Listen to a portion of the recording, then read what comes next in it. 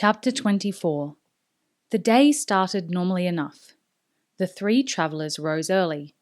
It was going to be a long day in the saddle, so they ate a substantial breakfast, then broke camp and rode west through the grassland along the forest's fringe. After several kilometres, Halt spotted a narrow path between the trees, swung Abelard's head south, and led the way into the forest. Will and Halt were familiar with the sepulchral feeling of the grey, lifeless shapes massed around them. Horace, on the other hand, was a little overawed by his surroundings. His eyes darted continuously from side to side, trying to pierce the blur of dead trunks. "How did you manage to see anyone in this mess?" he asked. The two rangers grinned at him. "It wasn't easy," Will said. The monotone colouring of the trees tended to destroy any sense of perspective, as he had noted the day before. "Gillen did well to get the first one," Halt said absently. Will looked at him with a slight frown. "Gillen?" Halt looked at him curiously. "What about him?" he asked, his face blank. "You said Gillen did well to get the first one," Horace explained. Now it was Halt's turn to frown. "No, I didn't," he said. Then he added, "Did I?" The expressions on the faces of his two companions told him that he had said Gillen. He shook his head and gave a short laugh. I meant Will," he said. "Sorry, Will. You know I'm always confusing the two of you." "No matter," said Will. But as they rode on, he felt a worm of worry in his mind. He had never before known Halt to confuse him with Gillen. He glanced quickly at Horace, but the tall warrior seemed satisfied with the explanation, so he let it pass. There was little opportunity to discuss it as they traversed the forest. Halt spread them out in single file at 5-metre intervals, just in case the surviving Genovesan had decided to set another trap, and had discovered the path they were taking. This time, feeling sympathy for Horace, Will acted as the rearguard, regularly checking the trail behind them for any sign of pursuit. All three of them heaved silent sighs of relief when they finally emerged from the drowned forest. Ahead of them lay grasslands, and once they topped the low ridge on the far side of the forest, the tree-covered banks of the river wound before them. "I'm glad to be out of those trees," Horace said. Halt smiled at him. "Yes, I couldn't help thinking those damn Genovezans might have something cooked up for us." Again, Will frowned. "Those Genovezans? How many do you think there are?" Halt looked at him, momentarily confused. "2, he said. Then he shook his head. "No, 1, of course. You got one of them, didn't you?" "We both got him," Will reminded him, and Halt looked blank for a moment, then nodded, as if remembering. "Of course." He paused, frowned again, and asked, "Did I say 2? "Yes," Will said. Halt gave a short bark of laughter and shook his head, as if to clear it. "Must be getting absent-minded," he said cheerfully. Now it was Will's turn to frown. He was beginning to sense that something was very wrong. Halt wasn't usually so affable, and he definitely wasn't absent-minded. He spoke tentatively now, not wanting to offend his teacher. "Halt, are you sure you're all right?" "Of course I am," Halt said, with a trace of his usual asperity. "Now, let's find that ford, shall we?" He touched his heels to Abelard and surged ahead of them, cutting off further conversation on the matter.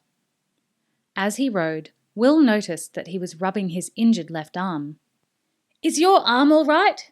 he called. Halt immediately stopped rubbing it. "It's fine," he replied shortly, in a tone that brooked no further discussion on the matter. Behind him, riding side by side, Will and Horace exchanged slightly puzzled looks. Then Horace shrugged. It wasn't the first time that Halt's behaviour or demeanour had ever puzzled him. He was used to the older ranger's unpredictable moods. Will was less inclined to dismiss the matter, but he hesitated to say anything to Horace about his growing concern, partly because he wasn't completely sure what he was concerned about. They came to the ford, a place where the river widened so that the fast-flowing water slowed somewhat and shallowed as it spread out to fill the wider space between the banks.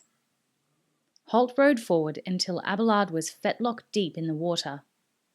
He leaned out to the side, staring down into the clear water below him and ahead of him. "Clean sandy bottom by the look of it," he said. "Seems to stay shallow enough." He urged Abelard forward, walking him out into the centre of the river. The water rose slowly past the little horse's knees as he moved forward, then stayed at a constant depth. "Come ahead," he called to Will and Horace, and they splashed through the water after him. As they came level with him, they slowed and he proceeded, checking the bottom carefully as he went.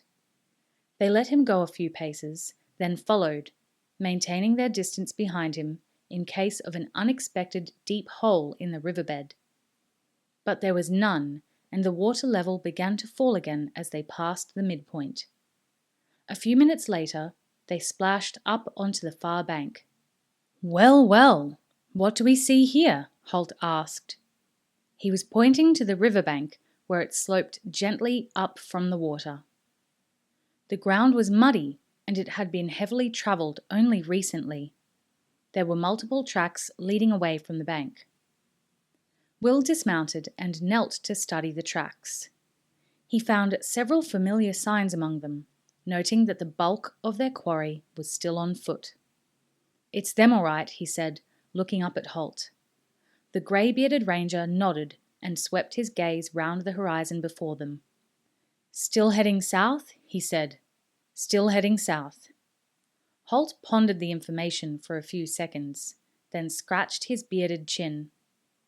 "Maybe we should camp here for the night."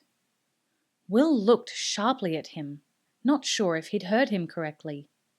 "Camp?" he said, his voice rising in pitch. "Halt, it's barely noon. We've hours of daylight left." The ranger seemed to absorb this information. Then he nodded assent. "Right, we'll push on then. Lead the way." Halt seemed remote, Will thought, as he swung up into Tug's saddle.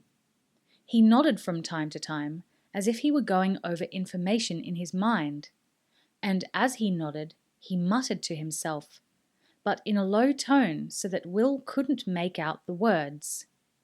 The small thread of worry Will had felt earlier in the day was now a broad ribbon of concern. There was definitely something wrong with his old mentor. In all the years they had been together, Will had never seen him so... He searched for the right word and found it eventually. Disconnected from the world around him. They emerged from the band of trees that lined the banks of the river, and now they were travelling more open country, grassland interspersed with clumps of trees and low-lying bushes. They had left the coarse heather and gorse of the border country behind them, and the land was more lush and gentle. In the distance, Will could see a dim line that marked a range of hills. He estimated that they were at least a day's travel away, possibly more. The clear air made distances deceptive. "Looks like they're heading for those hills," he said. "That'd make sense," Halt replied. "The map says there are caves all through them, and the outsiders just love to hide away in dark places. I think we'll go into combat formation," he added. Will glanced at him, but the suggestion made sense. The countryside here was open and the going was easy. There was no reason to bunch up together on the trail. Combat formation meant they would ride on a wide front with some 30 meters between them. That made them a more difficult target, and it allowed each of them to provide cover and support for his companions if necessary. Will edged Tug out to the left, while Horace went right. Halt stayed in the centre, and they rode quietly, in a long extended line, for about an hour. Then Halt whistled and placed his clenched fist on top of his head, the field signal for "Join me." Mystified, because he had seen nothing to indicate a reason to move closer again, Will trotted Tug through the long grass to where Halt sat waiting on Abelard. Horace joined them a few moments later, and Will waited until he was with them before he queried Halt. "What is it?" Halt looked a little puzzled. "What's what?" Alarm bells began to jangle even louder than before in Will's brain at the reply. He spoke carefully and patiently. "Halt, you put us into combat formation an hour or so ago. Now you're calling us in. What happened to make you change your mind?" "Oh, that!" A look of comprehension dawned on Halt's face as he realized the reason for Will's question.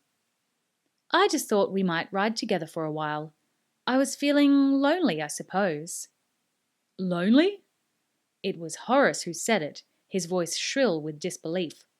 "Halt, what are you—" Will made a quick hand gesture to Horace, and the young warrior left the question unfinished. Will nudged Tug closer to Abelard and leaned towards Halt, peering closely at his face and eyes. He seemed a little pale, he thought. He couldn't see the eyes clearly. The shadow of the cowl of Halt's cloak hid them. Abelard moved nervously, taking little steps in place. He uttered a deep rumble in his chest. It wasn't due to the proximity of Will and Tug, the ranger knew. Abelard was completely at home with both of them. He realized that the horse sensed something was wrong with Halt as well and was unsettled by the fact. "Halt, look at me, please. Let me see your eyes," he said.